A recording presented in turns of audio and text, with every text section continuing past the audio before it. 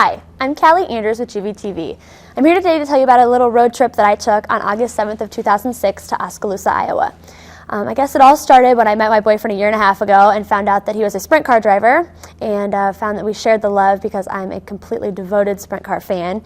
And one day we got to talking about a race that I'd never been to called the Front Row Challenge, and he started telling me about how it worked, and it was different than other races because the person that starts on the front row, if they elect to start dead last in the race and finish first, they get $50,000. And at that, I was completely interested because sprint car racing is not something that anybody does to make money. So he had me interested and convinced that I should go. The day started with me convincing him that it'd be funny to wear his race suit and take a picture together to start our trip off. So we did that, and he did not like it at all, but it was fun for me. And then we changed our clothes and we headed out. It's a 2.5-hour drive from where we live, so we left about noon because we wanted to do some other things before we actually got to the racetrack. And we got about halfway there, and all of a sudden our beautiful sunshiny day turned into complete overcast, and it just looked like it was going to break loose with rain at any minute. So we called home and had them look up the weather on the internet, and it was sure enough raining everywhere around us, and it looked like it was going to rain on us at any minute.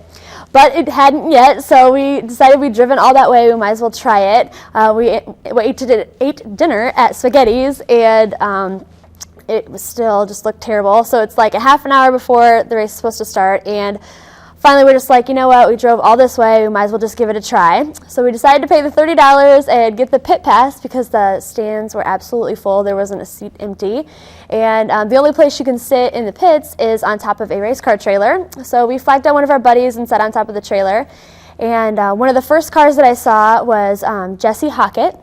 He drives the number 75 car, and he has raced actually against Nick in 360 races.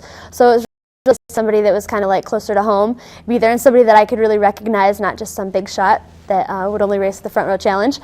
And so that was cool. And then, of course, Casey Kane was there, and all of the girls were going crazy over that. But he was in a secluded area, far from everybody else, all off in barricades and bodyguards and everything else around the car, so you couldn't really get up close.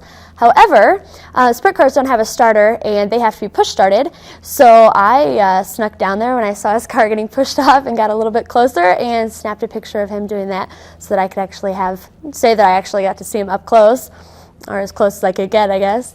And did that. He did not win. I can't even remember where he finished. Kenny Jacobs ended up winning, and he did not take the Front Row Challenge, so he was not up for $50,000, but he did win the $5,000 that he got for starting. And all in all, it was a good trip. It didn't end up raining on us, even though I thought that it would. It was fun. I would do it again. I hope that sometime I can go and I get to see somebody win the $50,000 because that would be pretty cool. I'm Callie Andrews with GVTV. Thanks for tuning in.